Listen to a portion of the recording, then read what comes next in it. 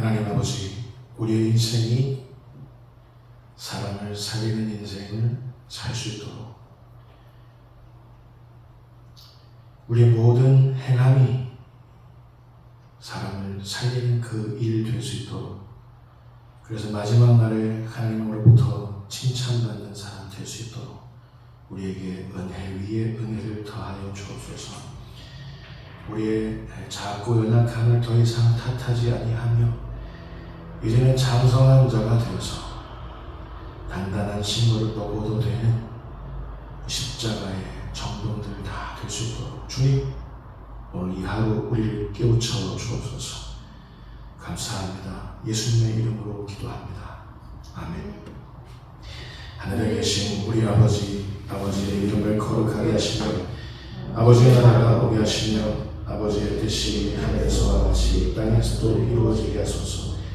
오늘 우리에게 일용할 양식을 주시고 우리가 우리에게 잘못한 사람을 용서하여 준 것 같이 우리 죄를 용서하여 주시고 우리를 시험에 빠지지 않게 하시고 악에서 구하소서. 나라와 권능과 영광이 영원히 아버지의 것입니다. 아멘. 오늘 우리들에게 주시는 하나님의 말씀은 에스겔서 47장 말씀입니다. 에스겔서 47장 1절부터 12절까지 있는 말씀.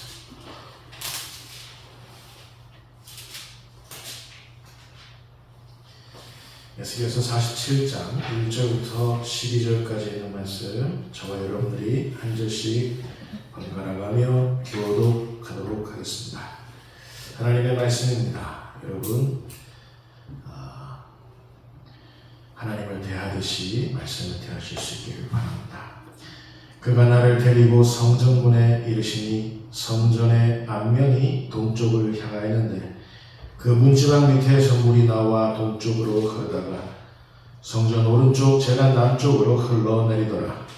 그가 또 나를 데리고 문으로 나가서 바깥으로 벗겨 동쪽을 향한 바깥문에 이르시고 본즉 물이 그 오른쪽에서 스며나오더라. 그 사람이 손에 줄을 잡고 동쪽으로 나아가며 천척을 측량한 후에 내게 그 물을 건너게 하시니 물이 발목에 오르더니 다시 천척을 측량하고 내게 물을 건너게 하시니 물이 무릎에 오르고 다시 천척을 측량하고 내게 물을 건너게 하시니 물이 무릎에 오르고 다시 천척을 측량하시니 물이 내가 건너지 못할 강이 된지라 그 물이 가득하여 헤엄칠 만한 물이요 사람이 능히 건너지 못할 강이더라. 그가 내게 이르시되 인자야 내가 이것을 보았느냐 하시고 나를 인도하여 강가로 들어가게 하시기로 내가 돌아가니 강 좌우편에 나무가 심이 많더라. 그가 내게 이르시되 이 물이 동쪽으로 향하여 흘러 바다로 내려가서 바다에 내리니 이 흘러내리는 물로 그 바다의 물이 되살아나니 이 강물이 이르는 곳마다 번성하는 모든 생물이 살고 또 고기가 심이 많으리니 이 물이 흘러 들어가므로 바닷물이 되살아나겠고 이 강이 이르는 각 처에 모든 것이 살 것이며 또 이 강가에 어부가 쓸 것이니 엔게디에서부터 엔게디까지 굵으신 곳이 될 것이라. 그 고기가 가기 굵으나 큰 바다에 같이 심이 많으리라. 그 진펄과 개펄은 되살아나지 못하고 소금 땅이 될 것이며 강 좌우가에는 각종 먹을 과실나무가 자라서 그 잎이 시들지 아니하며 열매가 끊이지 아니하고 달마다 새 열매를 맺으니 그 물이 성소를 통하여 나오리라. 그 열매는 먹을 만하고 그 잎사귀는 약 재료가 되리라. 아멘. 개혁을 위한 사람들이라는 제목으로 우리 함께 하나님의 음성을 정하겠습니다. 오늘 우리 화평교회는 종교개혁 기념주일로 지킵니다. 중세의 암흑기를 뚫고 하늘로부터 한 줄기 빛이 드리워졌던 날, 그래서 당시 무지몽매했던 교회와 유럽사회 전역을 일깨우기 시작했던 날, 그날이 바로 오늘이었습니다. 그런데요, 우린 개혁이라는 이 말의 의미에 대해서 잘 알고 있는 걸까요? 개혁. 여러분 무슨 뜻인지 아십니까? 직역하면 좀 과격한 말이기도 합니다. 가죽을 뜯어 고친다라는 뜻입니다. 가죽을 뜯어 고친다. 고칠 게 가죽혁이라는 뜻이에요. 나의 가죽을 말하는 걸까요? 개혁은 나의 가죽을 말하는 걸까요? 너의 가죽을 말하는 걸까요? 누구의 가죽을 말하는 거예요? 저는 그래서 이 개혁의 방향, 개혁의 향방이 아주 중요하다고 생각합니다. 만약에 나는 문제 없으니 너의 가죽을 뜯어고치겠다라고 하면 그 사람이 어떻게 하겠습니까? 나는 아무렇지도 않으니까 너의 가죽을 내가 뜯어고칠 거야. 내가 너를 개혁할 거야. 교회는 아무렇지 않으니 내가 나라를 개혁하겠다. 나라를 개혁하겠다. 교회는 막 세속화되고 썩어 문드러져 가고 있는데 나라를 개혁하겠다고 일어선다면 그 나라는 어떻게 생각할까요? 그 구성원들이. 이건 소가 웃을 일이 아니겠습니까? 오늘 광화문 일대에서 보수 기독교 단체들이 모여서 낮 2시부터 종교개혁기념 연합예배를 드린다더군요. 주제 성구를 보니까 저들의 의도마저 훤히 들여다 보였습니다. 오라 우리가 길갈로 가서 나라를 새롭게 하자. 오라 우리가 길갈로 가서 나라를 새롭게 하자. 사무엘상 11장 14절 말씀인데요. 어디서 봤는지 참 잘도 갖다 붙입니다. 여러분 포스터 한번 볼까요? 포스터. 10월 27일 연합예배 찬양 페스티벌 큰 기도회 광화문 일대에서 한다는 건데 주제 놓고 있죠? 오라 우리가 길갈로 가서 나라를 새롭게 하자. 난 2시부터 5시까지 모든 보수 기독교 단체들이 다 모인다는 거예요. 200만 모이자고 이렇게 구호를 외치고 있습니다. 200만 함께 모여 예배드림으로써 찬양함으로써 기도함으로써 나라를 새롭게 하자는 것 아니겠습니까? 나라를 새롭게 하자. 방점이 거기 있잖아요. 그런데 누구를 위한 예배, 누구를 위한 찬양, 누구를 위한 기도회인가요? 이건 신앙 행위가 아닌 마치 미신이나 주술 행위와 같은 것 같아요. 제가 보기에. 나라를 새롭게 하는 데 있어서 하나님의 힘과 하나님의 이름을 막 끌어들입니다. 예배와 찬양과 기도를 도용합니다. 그렇게 해서 나라를 새롭게 하자는 거지 아니에요. 자신들은 전혀 변화될 생각을 안 하고 자신들은 전혀 개혁될 생각을 안 하고 그저 나라를 새롭게 하자. 정작 나라를 새롭게 하려면 나라를 개혁하려면 종교 개혁가들이 그렇게 했듯이 교회의 가죽을 먼저 뜯어 고쳤어야 하지 않을까요? 다 모여! 다 같이 모여서 예배해! 다 같이 모여서 기도하자고! 나라를 새롭게 하자고! 이렇게 하자고! 이렇게 하면 하나님 역사하실 거야! 하나님 끌어들이 자신들의 가죽을 뜯어고칠 생각을 하지 않고 나라의 가죽을 뜯어고치자는 이런 해결망측한 일이 지금 광화문 일대에서 예비되어 있어요.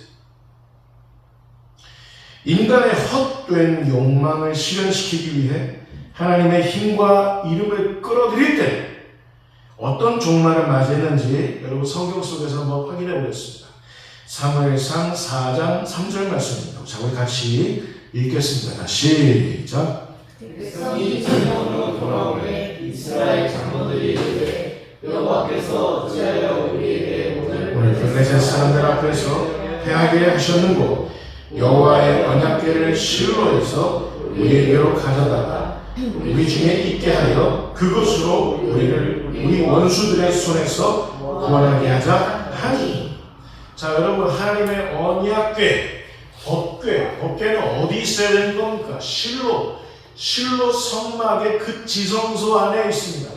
지성소 안에 보존되어 있어야 할 것이 하나님의 법궤입니다. 근데 그 하나님의 법궤를 전쟁이 이기겠다고 블레셋과의 전쟁에 한번 패했다고 전쟁에서 이기겠다는 의도로 그 법궤를 성전 지성소에 있는 그 법궤를 그들의 전쟁터로 끌어들였던 사람들이 누구였냐면 이스라엘의 장로들이었어요. 이스라엘 백성들의 지도자. 그래서 그 법궤는 뭘 상징하냐면 하나님의 임재를 상징하는 겁니다. 하나님의 임재, 하나님의 함께하심. 자, 하나님이 임재하셔서 우리들 전쟁터에 하나님이 임재하셔서 법궤를 가지고 오면 그렇게 될 것 같으니까 법궤로 하여금 하나님의 임재를 끌어들여서 이스라엘을 전쟁에서 안전케 하려는 꾀였습니다. 이건 신앙이라 할 수 없죠. 이건 광신입니다. 이건 미신입니다. 이건 주술을 외우는 것과 똑같은 행동입니다. 그 결국 이스라엘 장로들이 그런 선택을 한 그 결국은 이렇게 되었습니다. 사무엘상 4장 17절 18절 말씀입니다. 자, 우리 같이 읽겠습니다. 자, 시작. 소식을 전하는 자가 대답하여 이르되 이스라엘이 블레셋 사람들 앞에서 도망하였고 백성 중에는 큰 살육이 있었고 당신의 두 아들 홈니와 비느하스도 죽임을 당하였고 하나님의 괴는 빼앗겼나이다. 하나님의 괴를 말할 때 엘리가 자기 의자에서 뒤로 넘어져 문 곁에서 목이 부러져 죽었으니 나이가 많고 비대한 까닭이라. 그가 이스라엘의 사사가 된 지 40년이었더라. 하나님의 법궤를 실로 성전 그 지성소에 있어야만 했던 그 법궤를 전쟁 이기자고 전쟁터에 끌어들였던 이스라엘의 결국은 이렇게 되었다는 거예요. 어떻게 됐습니까? 백성 중에 큰 살육이 있었고 제사장의 두 아들 홈니와 비나스가 죽었고 하나님의 괴를 빼앗겼고 그리고 하나님의 괴를 빼앗겼다라는 소식을 들을 때 엘리가 의자 뒤로 넘어가서 문 곁에서 목이 부러져서 죽었다. 이유는 뭐였느냐? 나이가 많고 비대한 까닭이라. 저는 이 본문을 설교 준비하면서 알게 됐습니다. 이미 우리는 적들에게 법궤를 빼앗긴 지 오래되었다는 것. 우리 한국교회 법궤를 빼앗긴 지 정말 오래되었다는 것을 저 깨달았어요. 또 하나, 그리고 한국교회 미래, 홈니와 비누아스 같은 젊은이들, 한국교회 미래가 사라져가고 있다는 것 깨달았습니다. 또 하나, 애꿎은 젊은이들이 전쟁터에서 죽은 것과 같이 이태원 차디찬 길바닥에서 깔려 떼죽음 당했다는 사실, 그리고 정말 어렵게 얻은 그 아들을 해병대에 보냈더니 그 해병대에서 잘못된 명령을 한 탓에 물에 휩쓸려 죽었던 어떤 젊은이의 한 죽음, 이런 게 우리 한국에 있었다는 사실, 그리고 한국교회를 상징하는 엘리 대제사장 죽었는데 그 이유가 뭐였다고 그랬습니까? 이미 나이가 많고 노쇠하고 비대한 까닭이라. 지금 한국교회 어때 보여요? 정말 노쇠해버렸고 교회 예배당 안에는 젊은이들은 온데간데 없고 중년들마저 온데간데 없고 나이든 늙은 사람들만 가득한 이 한국교회, 이미 비대해진 한국교회, 이 사건에서 우리 한국교회 모습을 보게 되었어요. 사무엘상 4장 말씀을 통해서 또한 저는 이 모든 것들을 알게 되었다는 거예요. 또 하나, 오늘 광화문에 모여서 하나님을 만홀히 여기는 자들이 내세운 성구 뭐예요? 오라 우리가 길갈로 가서 나라를 새롭게 하자. 이스라엘이 이 사무엘상 4장 그 배경 속에서 이스라엘이 뭘 했냐면, 여러분 이스라엘의 원래 이스라엘 참 왕은 누구십니까? 하나님이십니다. 하나님 대신에 이웃들 보니까 이웃에 철병거들도 있고 그들의 나라 직제를 보니까 왕을 그들은 다 두고 있고, 그래서 이스라엘이 하나님 앞에 때를 썼습니다.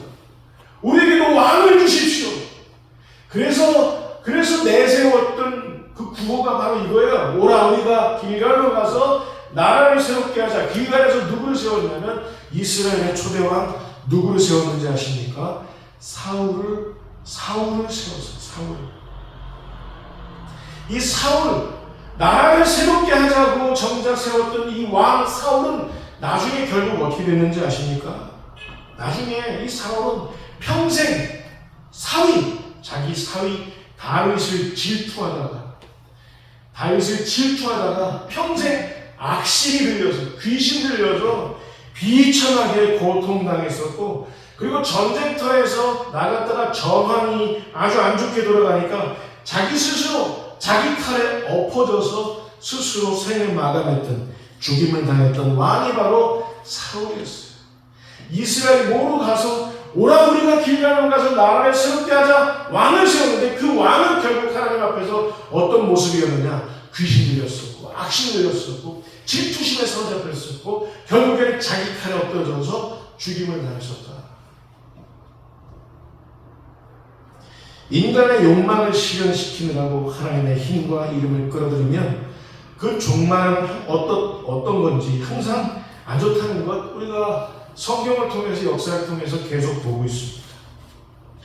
2024년 오늘 10월 27일 대한민국과 한국교회, 우리의 오늘날 자화상은 더 나을 게 없어 보입니다.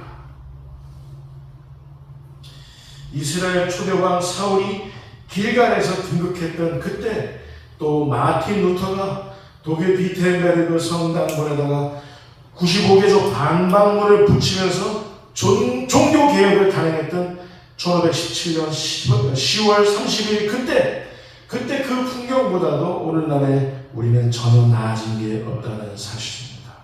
오히려 심하면 더 심했지. 맞는 말 아닙니까? 대통령 하나 뽑자고 신천지하고 손붙잡고, 무당 샤머니즘하고 손붙잡고, 보수교단이라는 그런 교회 목사들이 다 같이 누굴 찍으라고 외쳤던 게 불과 몇 년 전에 있지 않았습니까? 지금 어떻게 됐습니까? 우리나라 너무 사회가 좋아졌죠. 그죠? 교회는 어떻게 됐습니까?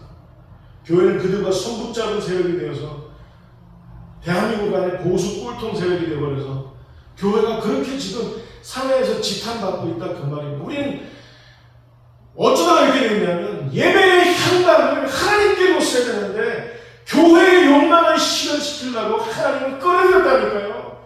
법궤, 하나님의 존전 앞에 있어야, 지성소 안에 있어야 할 그 법궤는 마음대로 교회가 원하는 곳에 끌어들였다가 하나님을 이용하고 막 했다니까요. 그러니 지금 이런 꼴이 지금 일어나는 겁니다. 자, 그런데 여러분, 오늘 설교의 주안점은 여기 있잖아요. 하나님은 그래도 우리를, 교회를 포기하시지 않는다는 사실을 여러분 믿으시기 바랍니다. 하나님 앞에 교회는 하나님의 백성들이에요. 아무리 하나님이 행하시는 그 방법이 싫다고 이스라엘이 하나님 앞에서 반역을 꾀했잖아요. 하나님 주시는 그 만나를 이 박한 식물을 싫어하노라 하면서 원망했잖아요. 불뱀에 물려서 죽었던 사람들이 하나님의 백성들이었잖아요. 그러나 하나님은 그 하나님의 백성들을 포기하시지 않았다고요. 오늘날 우리도 하나님 포기하시지 않는다고요. 이 사실을 믿으시기 바랍니다. 저는 믿습니다. 중세기의 모든 이들이 다 같이 암흑기에 빠져서 다 같이 시름시름 문둥병에 걸려서 죽은 것처럼 그렇게 죽어가고 있을 때 마틴 루터를 하나님께서는 숨겨두시고 훈련시키시고 준비시키셨던 겁니다. 어느 날 마틴 루터가 삘 받아가지고 어느 날 혈기를 부리면서 야 니네 그래서 되겠어 하면서 천주교 로마 가톨릭 그 성당 건물에다가 한 게 아니라고요. 철저히 준비되고 철저히 훈련되고 난 다음에 하나님께서 쓰셨다고요. 종교개혁의 아침을 연 사람, 개혁의 사람 마틴 루터였습니다.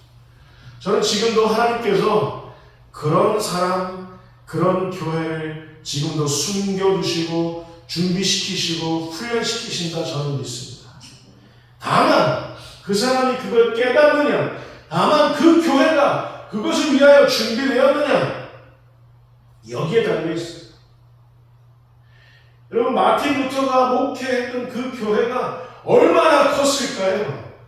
마틴 루터라는 사람이 얼마나 큰 사람이었을까요? 사람의 들림이 교회에 크게 달려있지 않고 그 사람이, 그 교회가 하나님 앞에 준비되어야 훈련되어야 라는 걸 하나님 보신다니까요. 오늘 본문 말씀에는 하나님의 계획은 어떻게 진행되는지 환상으로 에스겔 선지자를 일깨우시는 장면이 실려 있습니다. 하나님께서 환상을 에스겔에게 보여주셨어요.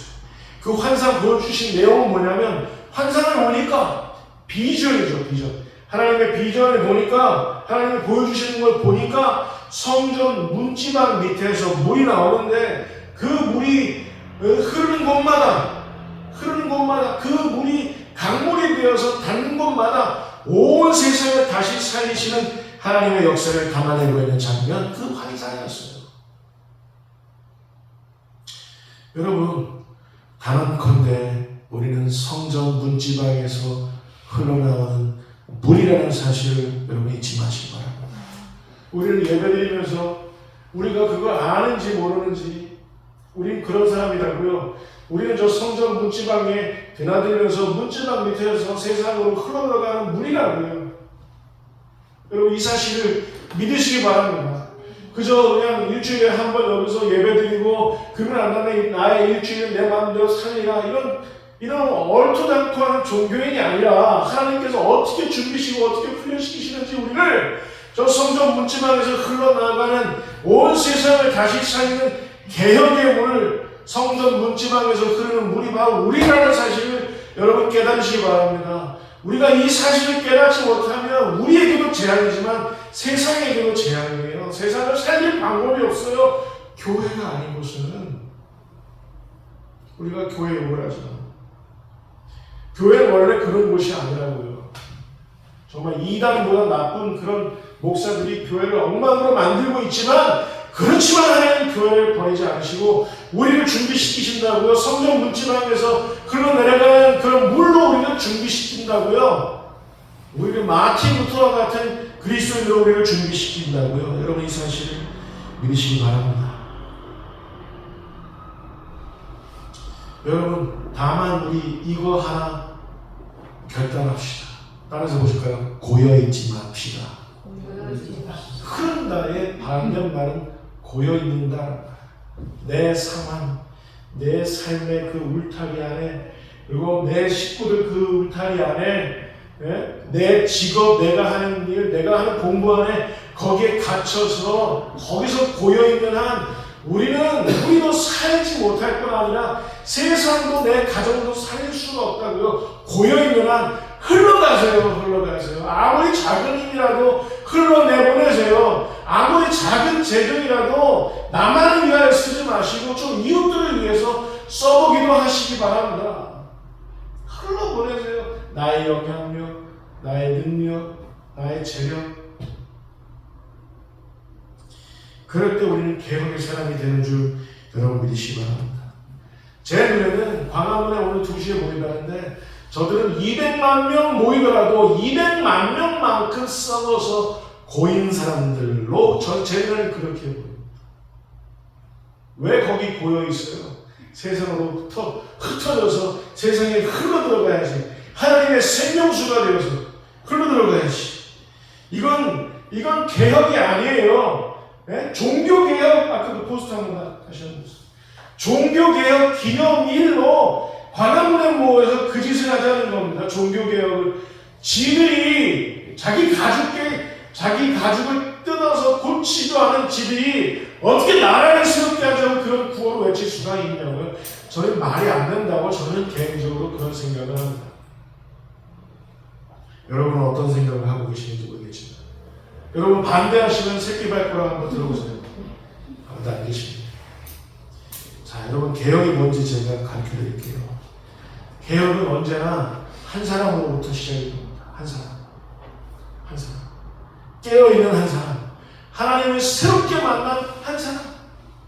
마틴 루터가 라테란 성당의 그 계단을 무릎으로 오르면 내가 뭔가를 깨달을 수 있을 것 같아서 무릎으로 오르다가 무릎을 그 라테란 성당에서 본 건 뭐였어요? 정작 로마 가톨릭 교회의 그 썩어 문드러진 모습을 보고 정말 거기서 절망하고 하나님 앞에 울었던 사람으로 그렇게 하다가 결국엔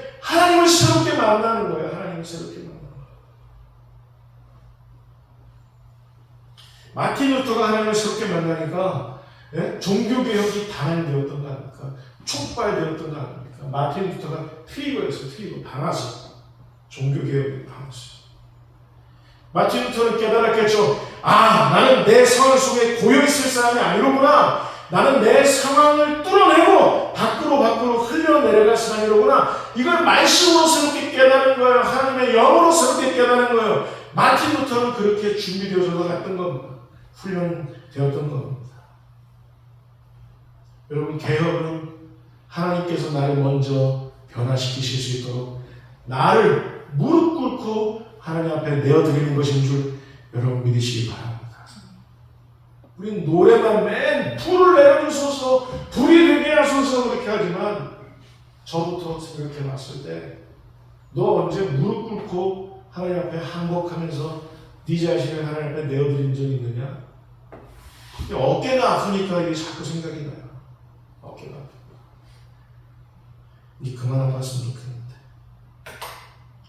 또 두 번째 개혁은 뭐였냐면 하나님을 새롭게 만난 사람들로부터 그 사람들로부터 시작이 된다. 두 번째는 뭐냐면 본래적인 모습, 하나님께서 용재에게 의도하신 본래적인 모습, 용재의 인생을 통해서 그리를 하셨던 그 그림으로부터 벗어나 있던 나 자신을, 나를 전락된 나를 하나님 안에서 재발견하는 거예요.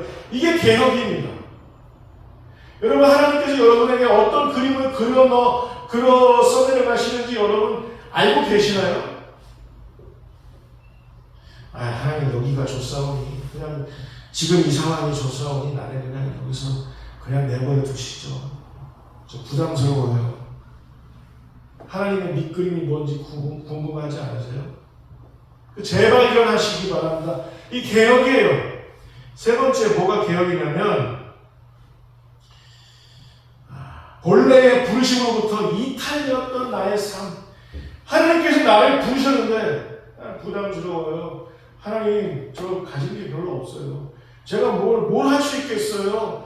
그러나 이 하나님의 부르심으로부터 이탈되어 있던 나의 삶을 새롭게 재인식하는 거예요.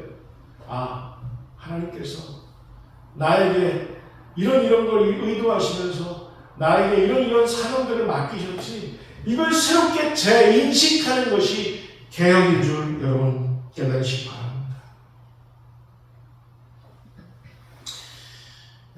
여러분, 우리의 미래를, 우리 학생들, 청년들 여기 있을 텐데, 내가 내 실력으로 나의 미래를 막 꿈꾸고 이런 거, 그리고 또 우리 어른들, 내가 지금 모아놓은 이런 거는 나의 노후를 또 준비하고, 나의 그 나중을 준비하고, 건강 준비하고, 필라테스 하고, 뭐 어디 또 헬스클럽 가고, 옥정 거기 상가 가면 필라테스 그리고 그 헬스클럽 여기에 다니는 아낙네들이 얼마나 많은지 몰라요.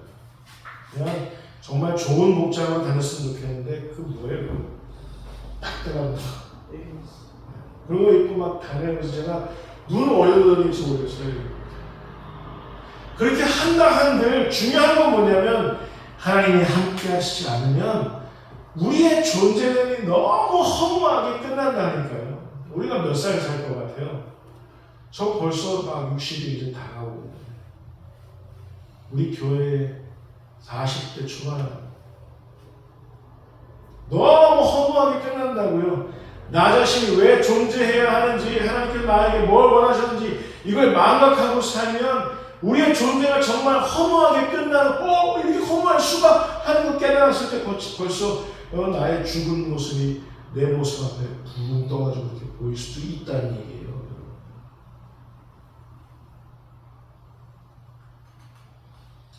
나중에 이 허무함은 돈으로도 명예로도 권력으로도 성공으로도 이 허무함은 메꿀 수가 없습니다. 메꿀 수가.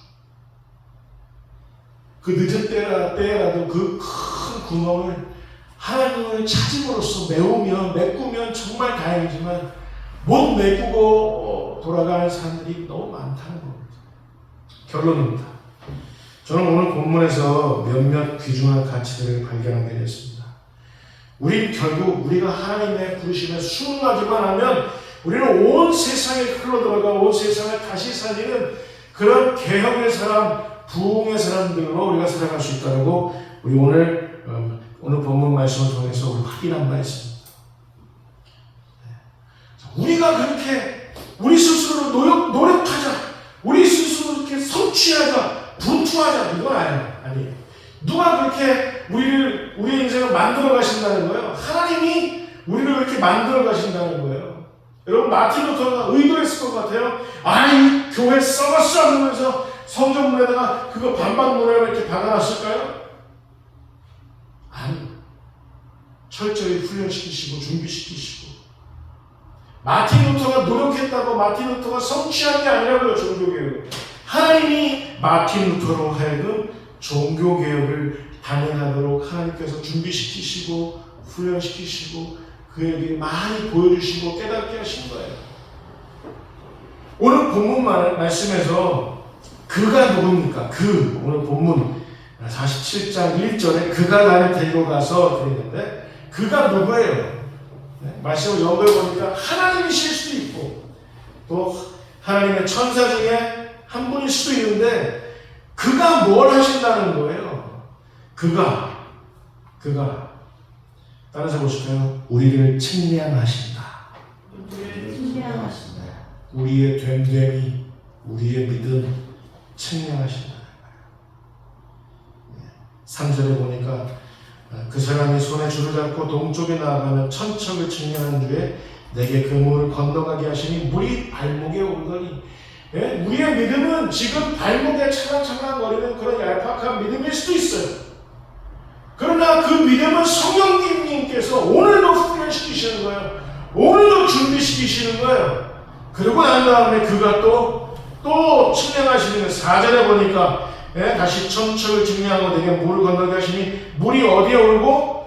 무릎에 오르고 또 다시 천척을 측량하고 또 내게 물을 건너게 하시니 물이 어디에 오르고? 허리에 오르고 우리를 하여금 우리의 믿음이 어디에 올랐는지 우리를 자꾸 측량하시는 거예요. 우리를 준비시키시고 우리를 흔들어 깨우시는 거예요. 측량하심으로써 나중에는 능히 사람이 건너지 못할 충만한 강이 될 때까지 우리를 훈련시키시고 준비시키시는 거예요. 누가? 그가. 저는 제 스스로 하나님 앞에 저 믿음의 수준이 어느 정도인지 측량할 때마다 하나님이 측량하실 때마다 부끄러워 죽겠습니다. 그러나 제가 포기하시지만 않는다면 하나님은 절대 포기하시는 일이 없어요. 하나님 결국 저를 이쁘게 사용하실 것을 저는 믿습니다. 지금도 그렇게 사용하시는 줄 믿습니다. 저의 두 아들을 일깨우는 게 이게 쉬운 일 같지만 여러분 쉽지가 않다고요.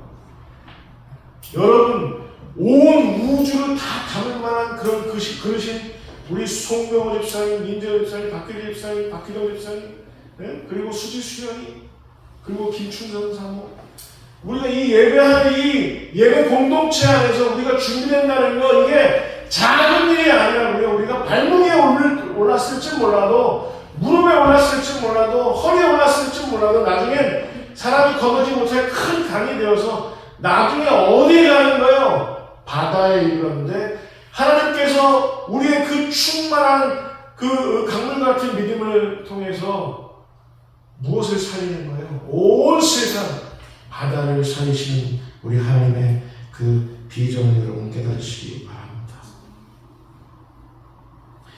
200만 명 광화문에 모여서 광화문에 고여 있어서 허황된 주문을 외운다고 제 눈에는 정말 쌍티나는 종교인들의 나풀거림에 지나지 않습니다. 그러나 여러분 우리 8절 말씀 확인해 보겠습니다. 8절 같이 읽겠습니다. 시작. 그가 내게 이르시되 이 물이 동쪽으로 향하여 흘러 바다로 내려가서 바다에 이르니 이 흘러내리는 물로 그 바다의 물이 되살아나니.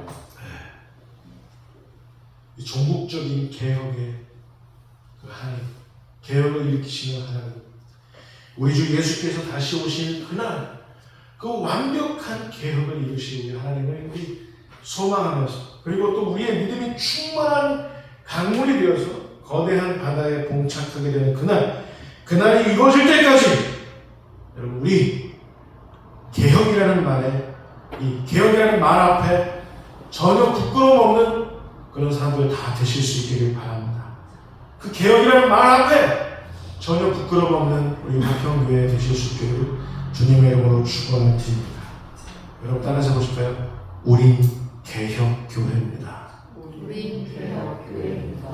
기도하겠습니다. 하나님 아버지, 우리는 개혁교회입니다. 온 세상을 개혁하기에 앞서 우리가 먼저 하나님 앞에 우리의 껍데기, 우리의 가죽을 뜯어고치는 사람들, 그래서 온 세상을 다시 살게 할 사람들, 그 사람들이 바로 우리들인 줄 믿습니다. 우린 개혁교회입니다. 하나님께서 그렇게 우리를 부르셨다는 사실을 잊지 않으면 오늘 종교개혁주의를 보내는 우리 모두 될 수 있도록 주님 인도하여 주옵소서. 하나님 원하옵나니 우리가 우리 스스로를 작게 여기던 그때 하나님께서 우리를 들어 쓰실 줄 믿습니다. 우리에게 개혁의 바람을 일으켜 주옵소서. 감사합니다. 예수님의 이름으로 기도합니다. 아멘.